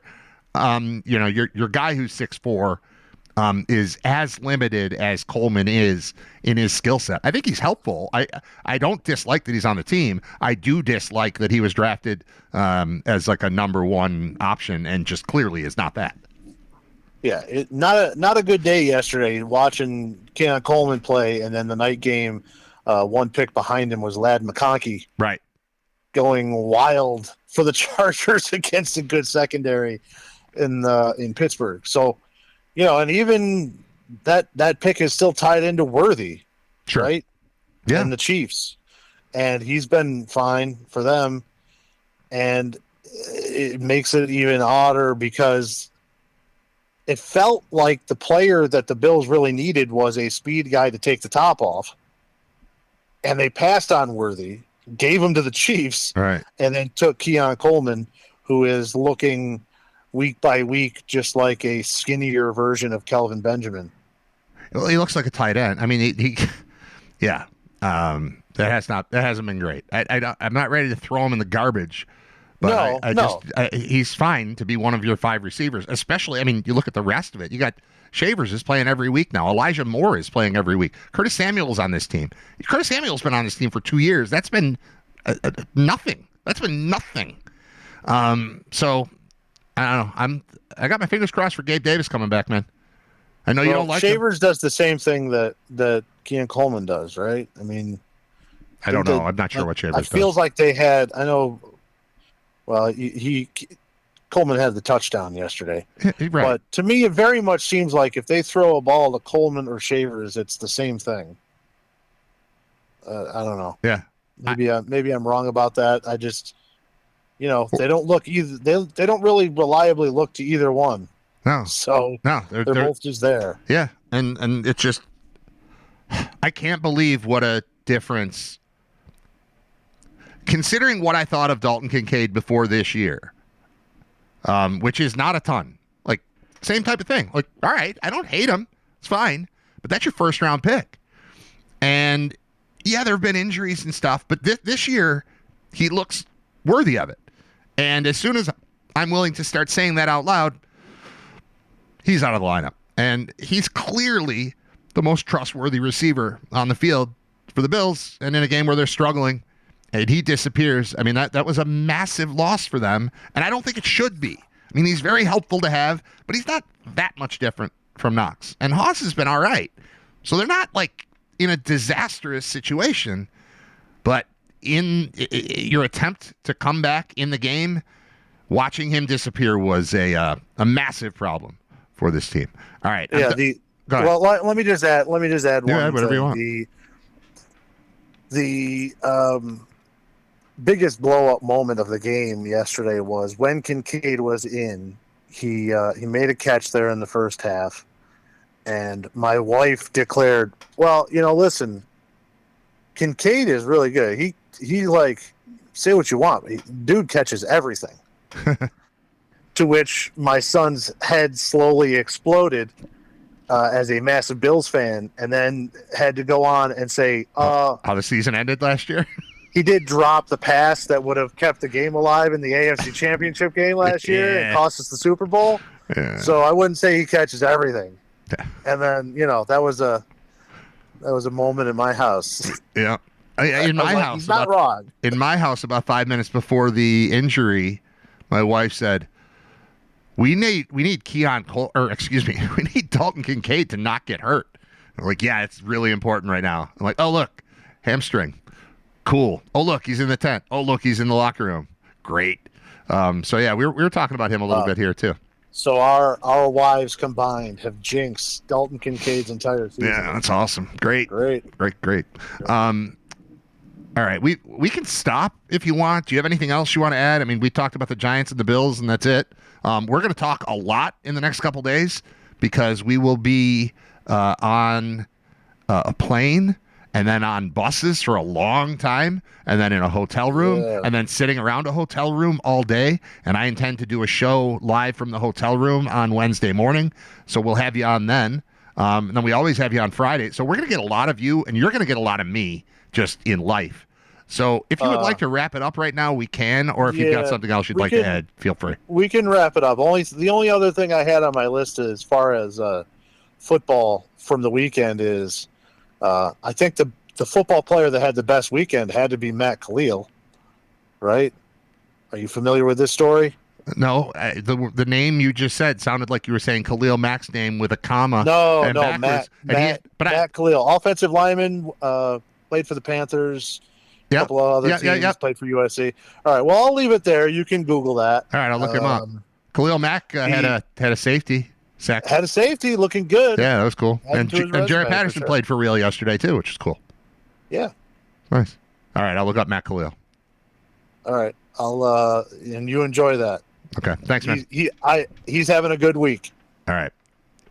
Do you suggest that I end the show and then look up Matt Khalil, or that I let you go and then look it up live on the show?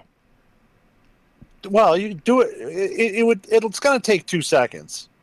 Do you want me to just tell you? No, I want to look it up. Do you want to stay? Right, do you want to stay for me looking it up? I'd like to hear you. Stick around. All right, I got to switch my screen here because I've got the Bills playing in the background. Switch to that. There. Okay, now I can look it up. And yes, I do remember Matt Khalil, but it sounded like you said Mac, Khalil. All right, Matt, Kalil, I believe. Yeah, that's him. Wife, New York Post. All right, here. When I just type in Matt Khalil, the options are Matt Khalil, American former offensive tackle, Matt Khalil wife, Matt Khalil New York Post, Matt Khalil ethnicity, Matt Khalil Coke cans, Matt Khalil height, Matt Khalil Haley, Matt Khalil career earnings, and Matt Khalil age. The one I'm most inclined to click on is Coke cans. Would that be the right one? Yeah, that's going to be the one you're going to want. All right. Right there. 3. Oh, boy. Okay. Matt Khalil gets $300 offer from adult webcam site after Haley's 2 Coke cans claim. I don't feel like I have to keep reading. I think I already know. I have to find out who Haley is. That's his ex-wife. Ex-wife. All right. His ex-wife went on a podcast and said the main reason, or one of the major contributing factors to their divorce a couple of years ago, was that he was just, his heat was just too much. Well, too much, and they could never work it out. So I'm on the TMZ. So the rumor from your ex-wife that you have divorced. Wow. put out this week was, huge Johnson. Well, so I'm on. That's a week right there. So I'm on TMZ Sports, and I read the headline: $300,000 offer from adult webcam site after Haley's quote 2 Coke cans unquote claim. And then I scroll down. There's just a picture of Matt Khalil wearing a Vikings hat and just $100 bills all over the place. That's just a graphic somebody made. Then there's a quick commercial for look like a Chevy Equinox. And then the next one is a video that I could click where it shows him and his wife or ex-wife standing in front of a, I forget what they call those things, but like a backdrop, when you're walking through at the Oscars or at like a red carpet. Yeah, there's a term for it that I just heard. Russillo was just talking about it. There's a name for it that it doesn't matter. Anyway, this is a video we could watch, and I'm not opposed. It's afternoon. We could do anything we want. His ex-wife, by the way, is gorgeous. She looks all right. Yeah, she looks good. But she looks all right. I could click the video. The headline at the bottom, there's just a red. I should put this on the screen. It just says massive problem. All right, yeah. I'm hitting play. I don't know if this is going to work. Skip this. Close that. There's an ad. Video will resume in 34 seconds. Oh, I could skip ad. Is the volume on? Seems like no. I don't have it turned up. Simply choosing. All right, here we go. We're skipping the ad. That way they can say it. We don't have to. Like, yeah, you know what I'm saying? No, I know what you're saying, Yeah, but like, yeah. I'm going to pause it. She's sitting in what appears to be a trailer doing this It's like interview. a podcast studio. It's a podcast studio, but it looks like a trailer. And she said, it's like, and then she took her arm, elbow first, and unveiled it like an elephant's trunk and slapped her entire forearm on the table and said, do you understand what I'm saying? All right, we move on. Oh, I could put the video up. Hold on, I could actually show this. Switch this. All right, we can all watch together. Except my face is over her face. Hang on. Let's get me out of there. You and I are on the screen. Cartoon you and real me. I'm taking that off the screen, taking that off the screen, switching it back. I have to shrink it. God, this is why I should have waited. Hold on. I can shrink it so that we can see, because right now the dude is in the picture. You're going to have to shrink it according to the reports. All right. Is that going to work? Other than this thing. Get out of here. Block. No, you can't send me notifications. Why does everybody want to send me notifications? No, I don't approve of any notifications. All right, we're going to rewind this. It's a minute 51 of TMZ video. Let's try it again. Like, yeah, you know what I'm saying? no, I know what you're saying, Yeah, but like, yeah. for how long? Oh, no. Shut the f*** up. Our whole marriage. Shut the f*** up. No, dead Up. ass. Shut the f*** up. But I was going to try. I was going to try it all. Yeah. Therapists, doctors. You're f***ing lying. Not even lying. Looked up like lipo type shit. You know what I mean? Like, Considered lipo? What the? What the f***? not trigger. It's like kind of funny. It's like my life is a comedy and it writes itself. But like, okay, keep bugging. Okay, I don't want to No. Yeah. Was this like, was that was the biggest factor? Yeah, the biggest factor. Yes. Yeah, Oh my God. Mm-hmm. Yeah, like love him, but he's my homie. You know. But no chance, like no shot. No, because it was like But, like yeah? like he's like 0.01% of the population. Oh, it's type like shit. that? Yeah. I just found the right one. I'm like, yeah, let's go. All right. Yeah. I'm gonna shut this up. You tried though? Oh yeah. Do you feel like we're doing podcasting wrong? Because I bring you on, you say exciting and interesting things often. I bring on, John Fuller. I bring on Paul Peck. I bring on Bob. Bob is crazy. Bob's, pimping out his kids on Grindr, for God's sake. But we're not sitting in a trailer with the ex-wife of Matt Khalil having conversations like this. I think we're doing it wrong. Yeah. Maybe we can just, go down to Orchard Park, find some exes, and maybe you can just start talking dong. You know when we should try this? Wednesday. Dong talk. We'll try it Wednesday. We'll try it Wednesday when we have the ability to bring in like Paul Peck. Maybe we'll just bring it up, see where it goes. Well, yeah. Ask him about his years of locker room interviews with the '90s Bills. I think we've got a plan for Wednesday. That sounds good. All right, I'm gonna end the show now. Thanks for that, Scott. Good to talk to you. No problem. See you on the bus, fella. No, see you on the plane. See you on the plane. Plane, then the bus, then get out, then the other bus, and then the hotel room for a day. We got some stuff to do. It should be a pretty fun show, I would think, on Wednesday, as long as you will be an active participant. We can recruit others to be a part of it, too. All right, there goes Scott. Thank you, Scott. I think I'm done. Play a song for you. This is an original. I wrote this one. I think it's pretty good. You let me know what you think. I'm a little shy to play it because, I don't like to share my art. But I wrote this one over the weekend between... When did I write it? I wrote it between the 11 o'clock basketball practice with my son and the 4 p.m. wrestling match that I called. Put together this little ditty that I hope you like. Thanks for listening to episode 206 of Writer Radio. Talk to you tomorrow.